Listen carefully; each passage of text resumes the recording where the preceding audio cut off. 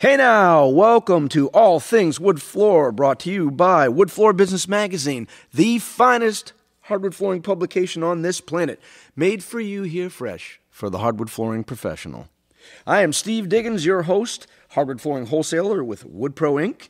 I'm a flooring technician, inspector, certified flooring contractor, and three-time basement karaoke champion. Today, I'm excited to be speaking with Michael Jenkins, the Construction and Consumer Business Director at Bostik. We're going to look at a bit of the adhesives manufacturing industry and how current market conditions have affected the hardwood flooring industry collectively. A big ATWF welcome for Michael Jenkins, Wood Floor Pros. Let's get to it.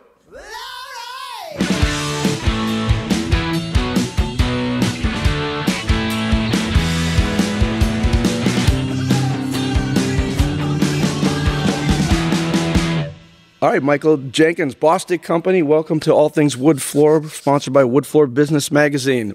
Thank you for coming, sir. Thank you, Steve. It's great to be here. So you saw where I'm broadcasting from, the beautiful Miami University, Oxford, Ohio, not Florida. Brings back great memories. Actually, I'll tell you, my wife and I went to school together, and so we're considered a Miami merger. So every year we get a Valentine's Day card from the university. Oh, boy, is that nice. Promptly followed by a request for donation. But anyway. We've been doing a lot of broadcasting, or I call it broadcasting. We're doing interviews and things with hardwood flooring people in the industry, which everybody's, got their hammer and their saw and their tools and their sanding equipment and everything. And we've been trying to think about it as we move down the line and speaking with people from the industry that were brought up through it, that have done like where you're involved in manufacturing. I'm involved in wholesale supply. I know Bostik Finley Company or Bostik Company, that's a really old company. If I'm not mistaken, it started here in Boston. No, that is absolutely correct. It started about 150 years ago as the Boston Blacking Company. And it was they used to produce shoe polish. And in fact, in World War I, most of the soldiers, U.S. soldiers in World War I, had Boston Blacking shoe polish on their boots. And we actually, from what I've been told, have the longest consecutively producing manufacturing site in the U.S., which is in Middleton, Massachusetts. I've been there several times, and I know that the original plant, I think, was in Chelsea. And now, if I'm not mistaken, I've been in the industry a long time. I started out in industrial sales with chemicals and things. And you're part of, are you in our chemo company? Yes, we are. Yep. And I looked a little bit online about that. It's pretty innovative what they do in the companies that they have holdings in. Pollution prevention, safety, what can you tell me a little bit about our chemo? Sure. Yeah, it's a very kind of interesting story. If you go back 15 years ago, basically Arkema did not exist, and the assets of Arkema and Bostik were owned by a French company called Total, which is an oil and gas company. They subsequently spun off a bunch of their specialized chemical assets, and that became a publicly traded business called Arkema on the Paris Stock Exchange. And then about 5 years ago, Arkema acquired Bostik from Total. Oh, so that's kind of how all the pieces work. And Arkema is more of an upstream molecular science business. Okay. And we're obviously more of a downstream formulator as an adhesives company. Yeah, in a famous adhesives company. It's interesting in our industry, in the Northeast, there was never really that much going on in engineered flooring or glue-down flooring. And it literally, when the economy took a dive, decades ago, and it seems to be this cyclical thing. If you study the history of flooring, it's about a 15-year cycle where things crash, whether it's a recession or a depression or a pandemic. Then the market comes back and hardwood flooring is strong. And then what happens? There's not enough people. There's not enough labor. Construction goes through the roof. Prices goes up. And where are we? We're right back here again. But products that put us on the map back then, after the years of cold stick, mastic, and vats full of hot tar and whatever they used to put floors down, you got a Hall of Fame going. You've got EFA, which is one of my favorite. Everybody knows best. It's the Coca-Cola of adhesives. And I know that I see a lot of Green Force out there. Yeah. Yep. Yep. Is that the new one? Is that the? Yeah, that's probably the most recent kind of blockbuster, iconic blockbuster like you're talking about. Yep. Historically, going back to Bostik's Best, which really started the shift towards urethanes, which gives a very tenacious bond, some pretty good moisture vapor protection. Okay. The issue with the urethanes can be if it hardens on a surface, like a finished piece on the finished side of hardwood, it can destroy the wood. Right. So you have to be very careful as an installer, and it's not always as easy to clean up. There was a new technology which came out, which is a polymer based, which was easy to clean, easy to work with. The bond strength wasn't quite what urethane was, and nor was the moisture vapor protection. Right. So we worked a number of years back, saw the opportunity to bring the best of both technologies into one, and that's really what launched Green Force. So it's what we call Axios technology. Well, when you're working with elastometric adhesives and that, I know a lot of times in our end of it, the contractor wants the floor to stick, and it's got to have its mechanical bond. It's got to do what it needs to do. But sometimes on my end of it, on your end of it, people forget there are other properties. There's moisture and there's sound deadening. And I know I've had to be on projects with engineers and architects and designers that need to know the IIC, SDC ratings and what will it do for sound. And even more importantly, is there a moisture barrier? Is there moisture protection? It seems like, Bostik in that format seems to be, always at the head of the charge. And a lot of people are, you're the tail that wagged the dog. If we could just get people to stop asking for Bostik adhesive, we'd be fine. I've worked for both companies, and people interchange. You must get that. Oh yeah, absolutely. Actually, I was in the mechanical fastening business at one time, working for a competitor of Bostik. So, there you go. Yeah, people say that all the time. I worked in pneumatic tools for years with them, and I loved it. You know what? If I ever got out of this and retired, I'd go work the tool aisle someplace. It's still my favorite place to be. I agree. I mentioned a little bit earlier, about the industry and the cycles it in. You would probably be really super in tune with what's going on at Bostik and in the adhesive industry, the flooring industry, with regard to the impact from the pandemic. Yeah, I mean, it's obviously been a very dynamic time and challenging time, quite frankly, for all of us in the manufacturing space over the last, really going back to April of last year. Just to rewind on that a bit, obviously the pandemic really started to hit in mid-March, and we start to see the effects of businesses and everybody pulling back at the second half of March. For us, the second quarter of last year, we saw, across the board, kind of a 50% type of drop as a manufacturer in demand in various areas. And, nobody knew where this was going, how deep it was going to get, where the bottom was, et cetera.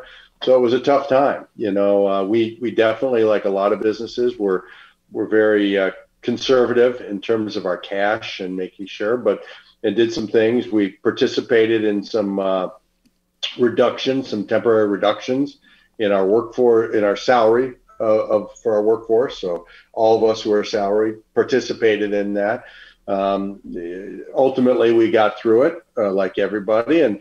But I'm very proud we did not let go any people as a result of the pandemic. So that was one of the key things that we were working very hard to avoid, and we did that. Yeah, and then quarter three came about, and we saw demand come back. In fact, way back. The remodeling market was red hot as people were forced to spend more time in their houses and looking at their walls and floors and everything else, wanting to do something. And so actually our demand level was way over budget in quarter three and quarter four. And it was really about trying to staff up and to get the output levels able to hit that high level. So it was really, the year was quite the whipsaw between quarter one being very solid, quarter two being extremely tough, and then 3 and 4 were really surge of huge demand. And then obviously we come into this year and, we're hoping for a bit more normalcy. and things changed again on us in the raw material market. Seems like you went through the same cycle we did, or a lot of people did, coming off of 2020. Everybody's so excited. Hey, 2020, it's going to be clear. Obviously it was a mess. But one of the things I did notice was you mentioned we got hit from every angle when we had the workers that could get into a new home, let's say down south where the weather is good and they could wear a mask and be alone all day. We could supply those, but then our manufacturers couldn't get lumber, or they couldn't couldn't get a truck to us. It really crippled a lot of things. I know it affected me as a distributor, but how do you think it affected you with your inventory and raw materials for what you do? Yeah, well, just to complete last year, I mean, and all the way through the COVID experience, I mean, on average, I would say probably 10% of our workforce was out on any given day, either due to positives, to quarantines, or whatever. So, I mean, that's a big deal as a manufacturer. And you can imagine 10% of your workforce is gone at any point in time, and dealing with the surging demand and everything else. It definitely presented challenges.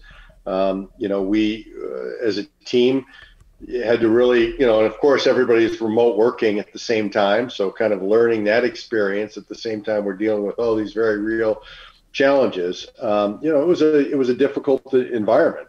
And, as we said, I think we built our momentum as we got through the year, and we were coming into 21 feeling pretty good. And we started to see some global raw material tightness beginning in late Q4. We saw that accelerate in January and February. And I should say, part of the benefit for us about being part of Arkema, which is this very large global chemical company, is I think we tend to have a broader view of the market and know what's coming 2 steps ahead, because our other businesses are in that space. And so they already know. So we could really see this coming, this storm on the horizon. And then a literal storm hit, which was Storm Uri in Texas on February 13th, and just shut down all that chemical infrastructure down there. And if you haven't seen the pictures, it's really quite dramatic, because all those assets are outside. I live in Wisconsin. Everything's contained into walls here with a roof over it. But down there, they're certainly not used to this level of cold and prolonged cold. And you had just a tremendous miles and miles of exposed infrastructure in the chemical industry that was completely ice encased. And a lot of that, the chemicals in those pipes have low flash points, which means that if there is a leak, there could be an explosion. Right. And the chemical industry obviously is very safety oriented, because the costs are huge of not being. And so they had to go through and revalidate all that pipe and it just put the whole industry back really weeks to months. And we're still suffering from limited supply as we sit here today towards the end of April, from the storms that hit between the 13th and 20th of February. What do you think what gets slowed up? Is it also the delivery of product, let's say from overseas in ships, or is it trucks, or is it that there's no people to produce the products because they're quarantining? What were the actual effects of how this happened? Yeah, the big, I mean, it's all of those things, Steve. I mean, it's a perfect storm, as they say, for all these things. The biggest thing for us being in the adhesive space is raw materials. Without raw materials, obviously, we can't produce. And so much of the raw material market in the U.S. goes through the state of Texas and the Gulf Shore area. And that's really where the storm was impacted the most. And again, this storm was a solid week of below freezing temperatures that really exposed all this infrastructure. So plants were down without any operation, just checking, from a safety standpoint, all the pipes and everything for 2 to 3 weeks, zero production. And then as they came back online, it was limited production. And that's for the upstream raws. And then those get refined and converted through various other sub-processors and companies before they come to us as our raw materials. So it's truly a supply chain impact, which has been unprecedented. What was the demand like on the other end while you're trying to struggle through all this?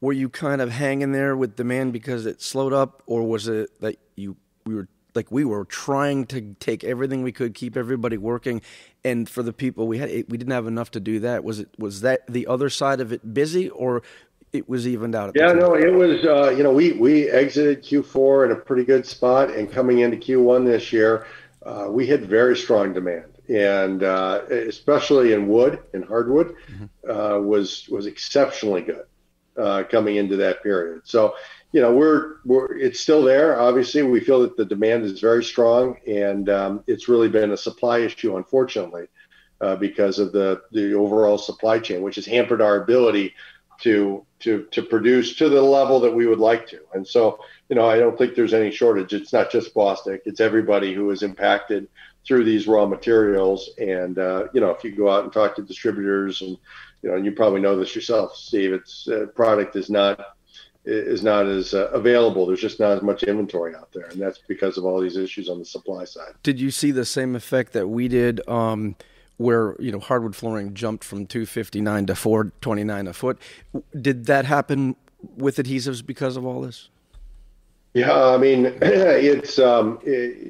we definitely have been taking price in the industry. Yeah. So in the chemicals market, as I said, it's supply demand, right? And things started to tighten in late Q4, and so that's when pricing changes started, and then obviously with the storms and the allocations, because one of the things that, as a result of this, is the manufacturers are on allocation of raw material from all the raw material companies. So clearly, that provides an opportunity to change price levels from these companies to everyone. So, yeah, we've seen plenty of double-digit price increases this year. That must be helpful there to be part of Arkema because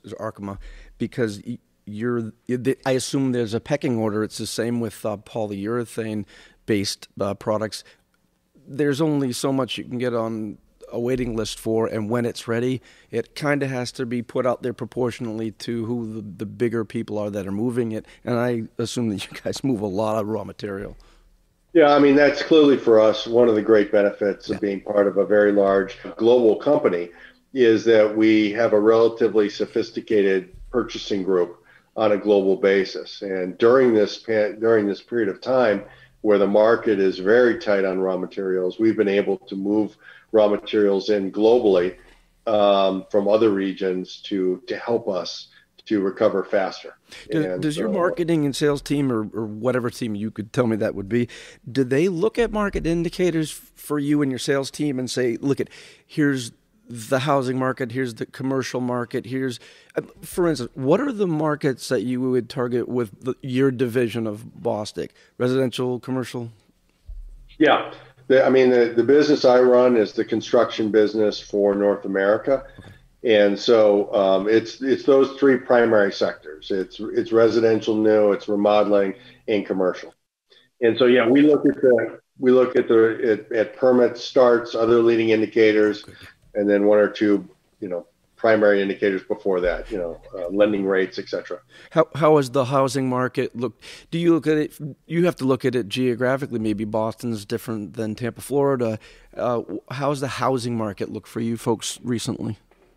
Yeah, I think in general, it's still very good. Yeah. The housing market itself is good. Yeah. And we saw a big strengthening in March. The numbers just came out recently that on a year-over-year basis, permits were up 30% and starts were up 37%. Wow. So clearly that's really strong. Before that, on a year-to-date basis, starts were about a little bit behind, but permits were up. And of course, we all know permits are a leading indicator. So we see that strengthening. I think there's a lot of very good fundamentals for the housing market for this to be sustained. Interest rates, of course, are low.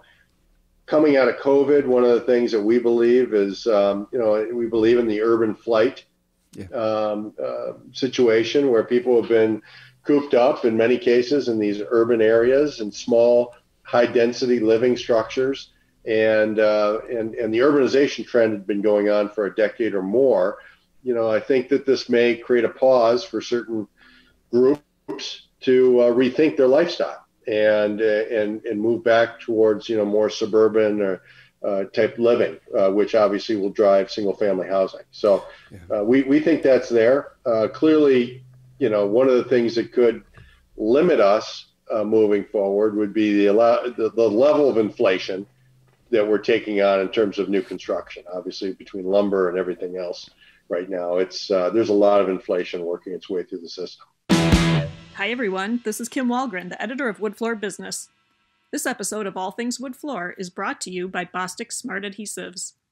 Bostik hardwood flooring installation systems are suitable for all projects where wood flooring is to be substrate bonded. For solid, engineered, bamboo, for any wood flooring, Bostik adhesives offer a unique scope of benefits that reduce risk and improve performance. Bostik makes installations faster, easier, and smarter. See for yourself at bostik.com/US. Now let's get back to our conversation with Bostik's Michael Jenkins. When you're trying to kind of prognosticate your future, you're probably looking at quarterlies and that. Are you looking at trends and predictions right now just right in front of you, or can you look a little further ahead now and see where the last quarter and the first quarter next year is going? Is that all based on housing starts, or there's other indicators for you with that as well? There's clearly other indicators. We look at the remodeling market and those types of things. To be honest with you, it's been very difficult over the last year to look too far ahead. Right. And so, while we have certainly our budgeting process and we make underlying assumptions as to where the market's going to go, et cetera, it's been a real challenge over the last year. So overall, though, I think, we feel very good. We feel confident that in the next quarter to 2 quarters, our economy is really going to get back on track in terms of people back to work. The vaccine, getting to herd immunity, all of those types of things. We feel like that's going to happen in the next 2 quarters. And I think we're bullish on the construction market. Commercial, it's got its challenges, obviously. We'll have to see what the return to office component of this and how people will view office space moving forward. So to see if there's going to be new builds going on. Clearly, I think there'll be a lot of repurposing of existing space, which should drive, some remodeling and flooring business. Now, when we get down to what I deal with every day, which is contractors that are speccing out projects, and we're doing far more, engineered and glue down applications, et cetera. And then we try to do is it's really our duty, not the manufacturers as a wholesaler, to get the contractor set up to use the product properly, to avoid failures and this and that. Now, the department that you work with, do you also get involved with the technical do's and don'ts with the products as well? Yeah, absolutely. I mean, I run the business, so I'm definitely not the most technical guy in the group. Yeah. But we have a full R&D team, of course, and then a technical services group as well. And so they will work with our teams on really testing all the products, validating the level of performance. And then we view ourselves as a science-based company rather than more of a marketing-oriented company. So what that means to us is when we say something on a TDS, that's really what we mean, and that's what the product can do. So yeah, we're very technical in nature. What do you think, from just your experience, what are the more common adhesive failures that you see? Yeah, I mean, I think in general, it's, clearly moisture vapor is always one that people need to be very cognizant of, particularly with hardwood. Spread rates and full coverage is always another one, particularly where you're using hardwood and adhesives. And we have a number of these that also act as a moisture vapor barrier, that you have to have 100% coverage in order to have a barrier. So that's a key thing as well. It's really just knowing your environment. And then obviously, even a step before that, a good floor always starts with a flat and level substrate. Sure. So really taking the time to make sure that you've got very good surface prep before you start your work. I find sometimes contractors, they skip right over just reading the directions on the back, which are brilliant. They're very well written. They're usually in several languages. And you know what I found is one of the really key things, the little diagram with the trowels.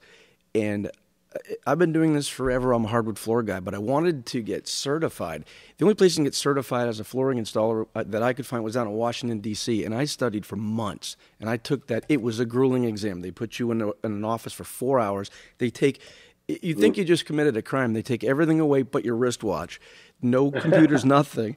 And that was a 4-hour exam, but by the time I got done, I had to know how to, grout a shower and put glass in and do a carpet and whatever. The thing I really picked up on was after gluing down floors for decades now and putting in engineered flooring and even testing adhesives for companies, et cetera, was how much I had not known a thing about what I was doing with a trowel. You read the container, look at the schematic, make sure you get that and you're following that rate. We had entire segments on what a trowel does, and I was surprised it wasn't so much the configuration or the knot shape as far as the trowel seemed to be there to set the flow rate of the product you're using in almost an effort to guarantee for the manufacturer that the person putting it down was putting it down at the right rate, the right thickness, so that it would do the things that it does. And it really it drives me crazy when someone comes in and I offer them a free trowel, the matching trowel, and they go, I got trowels. Yeah. I'm sure that causes trouble. You're absolutely right. And different products do have different trowel recommendations for that exact purpose. Back to your comment though about instructions. One of the things that we've done to supplement that as well is there's a lot online now in terms of videos. Sure. And so if people are confused at all about which product and how to apply and all of that, we're all the YouTube kind of generation now, even Absolutely. us older folks. And so that's an easy source for information just to make sure you fully understand, because as we all know, callbacks and failures will cost many, many, many more times the amount to do it right the first time, and just go slower, but get it right the first time. I see things a lot. I wrote a magazine article for Wood Floor Business Magazine. I worked for Ray Smith at Patriot Hardwood Floors in Boston years ago, and that's my floor guy. He was the brightest guy I knew, and he was an international technical training person for Bruce, which became Tri-Pac, which became Armstrong. So for me to have one-on-one time with him for a long time, we geek out on all this stuff. And one of the things he told me decades ago was he said, people put hardwood flooring engineered in the wrong way. It should go in backwards. And he explained it to me. He said, no, the tongue faces the wall behind you and the groove goes forward. And most good manufacturers, if you look, people will say, well, why is the tongue on the wrong side? Because it's supposed to go in the other way. And he said, I'll tell you something. Next time you do a job, try it. And when you set that tongue down and in, you're not scooping glue and creating a piston, basically. And if there is glue, it forces it down in and under the board and not through the top. Yeah. And I wrote a magazine article on it, and a lot of people just dismissed it or said, he doesn't know what he's talking about. And I get more cards and letters and text and whatever saying, oh my God, I just had the cleanest job I ever did. And you would know. What's the one thing you guys invented that probably was brilliant was like the Bostik baby wipes, the wipes for cleaning, because people, and I tell you, I think it's because people were putting in flooring the wrong way. And now with your newer products and other products, if you do have a little, accident, you could take a cloth and rub it, and it won't stick to a pre-finished floor. That's brilliant. Yeah, absolutely. Where did that technology come from? Good tip, though. I hadn't heard that. You know what? I'll come to a training seminar with it. When people do it, it's amazing. It does make a huge, huge, huge difference. And I will tell you this: I've looked at different people's manufacturer's specs for installations. And my mother used to be an interpreter. She would speak many languages. Well, she would give me anything French, like from up in Mirage or Mercier or somewhere in Canada, and they would have me look over, was the warranty written legibly? Could somebody read it, et cetera? And I remember looking and going, wow, all the photos show, all right, the instructions say the right way to do an engineered floor. Read them. They're perfectly clear, and put the tongue back. And yet every photo showed it forward. There was a big manufacturer that did a thing for engineered flooring product, and there was a beautiful swoopy little trowel S-curves, which you really shouldn't be doing. And I'd say, look at the tongue just sticking into the glue. They still, I read their instructions, they're right, but the photographer still doesn't get it right. So look into that. It's a pretty interesting thing. And I tell you what, it made my engineers, I used to do all the Victoria's Secrets in the area, and they were all glue down, and it really made a huge difference. I'm looking at some of the notes from all that Wood Floor Business Magazine said, well, I should talk with you about. And they were talking about three things with your adhesives: application techniques, but also two other points: how your adhesives relate with moisture, and also sound mitigation, if you want to touch on those two things. Sure. I mean, I think both those, one of the things that we've tried to do is to incorporate more technology into our product to help installers. And that means to either speed the job or eliminate secondary procedures. So some of the adhesives, Green Force is a perfect example, where we've built into that very strong moisture vapor protection into that product. And so basically you don't need to use a secondary, as long as you follow all the appropriate procedures and everything else. A lot of that is built in to that product. And the same thing with other products that we have on the PU side as well. On the acoustic side, obviously a lot of people use 1/4-inch cork or some sort of other secondary membrane. And typically the way that application works is it's a membrane glue process before you apply the flooring.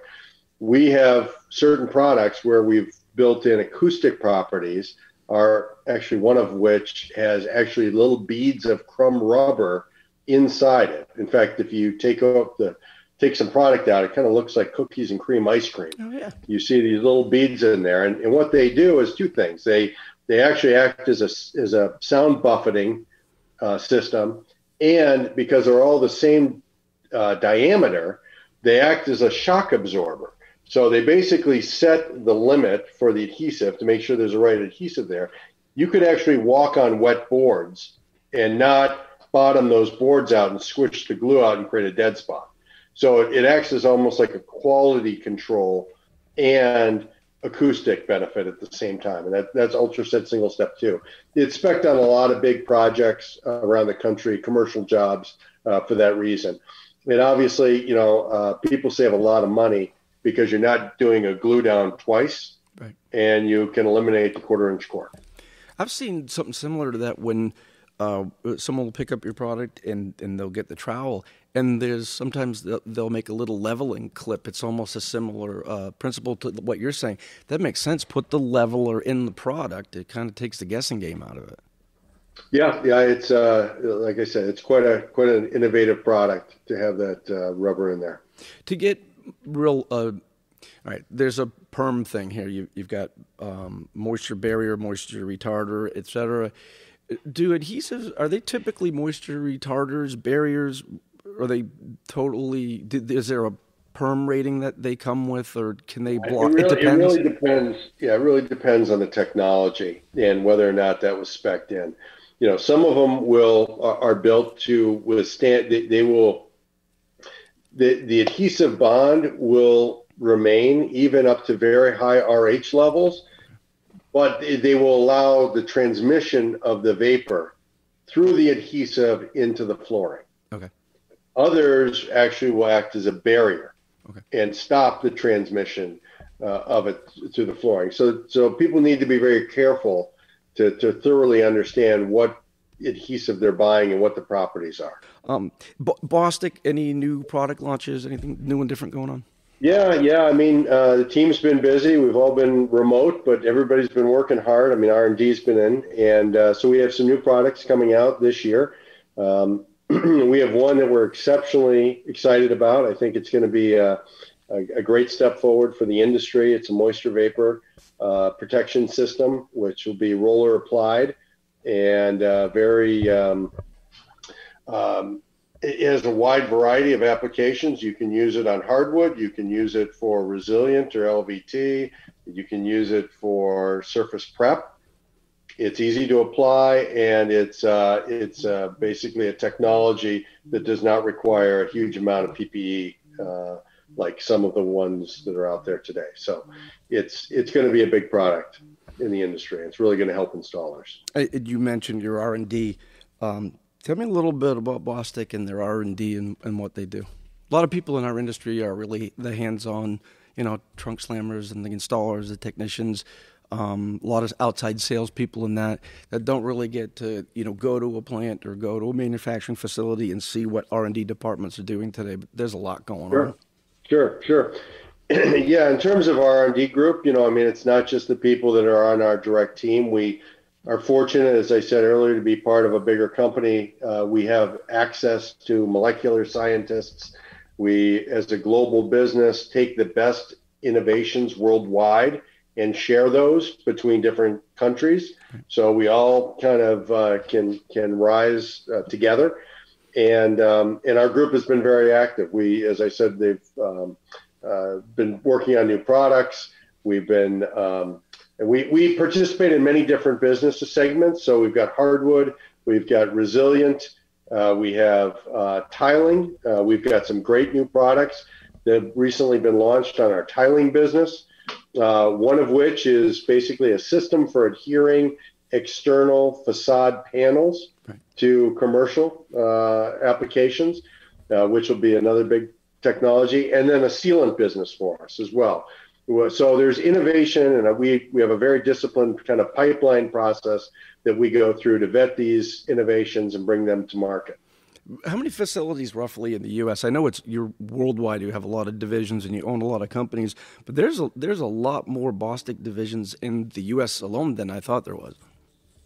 Yeah, well, we're structured in three kind of global pillars. There's a construction business, which I run for North America. There's what we call a nonwovens business, which is sales of adhesives for the diaper business on a global basis.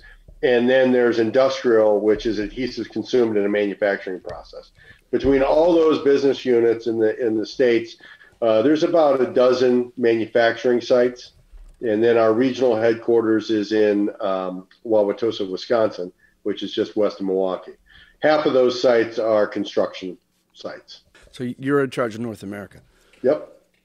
Well, back to the point, though, I really do think one of the reasons why hardwood is seeing the resurgence, and that for the last couple of years, the wood look products have done better than wood in terms of growth, and particularly LVT and SPC. Mm-hmm. And this year, we've seen those products are still doing well, SPC and LVT. However, we've really seen a resurgence in wood. And I think one of the questions that, people could ask is, obviously the generation that's younger than you and I is even more sensitive to the environment and sustainability and natural materials, and whether or not, that would be something that acts as a tailwind for hardwood moving forward. I think in the history of hardwood flooring, one of the things is the fact that people are looking for value and quality in their homes, especially now with homes are worth. And I used to do a lot of seminars, and at the break I would say, all right, anybody here taking a break, I will pay for your lunch if you can bring me back a New England real estate guide that says this home features beautiful carpet or laminate. That's a lot of money to place that ad in there. It's going to say hardwood flooring. And you bring up a good point. We sell SPC, WPC, the days of the laminate, good, bad, or indifferent, still come to the bottom line, like you're saying. People want to see hardwood and something natural, but they want it to last and they want it to look good and not look fake. I saw the most beautiful ceramic tile the other day that looked like hardwood. It was pristinely looked like hardwood, and that'll never wear out or have to be sanded and finished. But that's our big movers right now. Our SPC more than anything, the waterproof, watercore stuff, which although you probably never see another laminate again because the prices on SPC, WPC are coming down. Your point being taken, people want something of value when they own a home. I see some of the newer generation, right out of college, they're making good incomes, they're making investments in condos and apartments. I have a family, my son's done that. And I say, they're only 5 years away from owning a home, they're not going to want plastic, and they're not going to want too much carpet. They're gonna want their home to have hardwood in it, or some version of that. It's still big. Yeah, no, I mean, I think all those materials, all those flooring types have a purpose, for different segments. But I think people do appreciate, obviously, the beauty of wood and the natural qualities of wood, and the fact that there's no two pieces on the planet that are alike. Yeah. It's like a fingerprint. And so as people get to that level of, talking about their home and pride of their home, nothing is a substitute for a natural wood floor. No, you bring up a good point. The repetitiveness.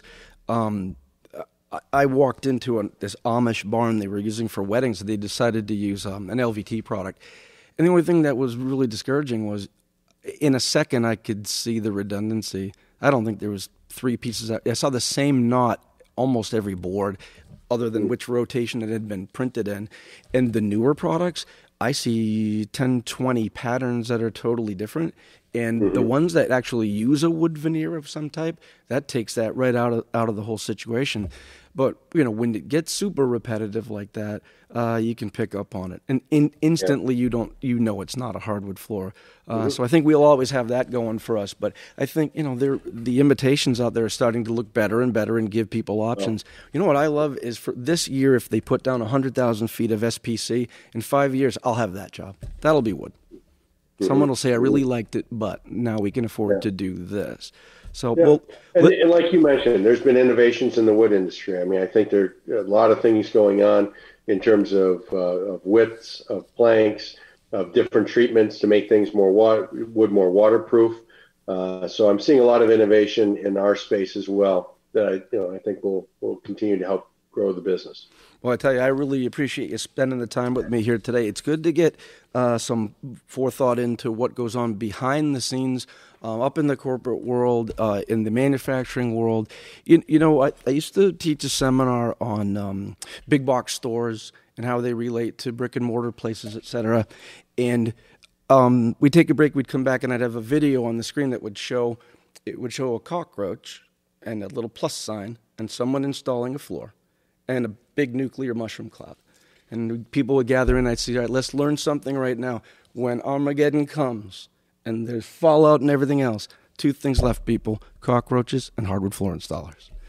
And people look at you and I go, let me tell you, from being a hardwood floor installer and a wholesaler and a retailer and working in manufacturing and consulting in manufacturing, what I see a lot generationally is, the bigger flooring gets, like now, the sweep that we're in now, and the more money made, a lot of large corporations will bring in retailers and wholesalers, and they'll have plant visits and tours. And the people that don't get invited when the money's flowing are the little guy.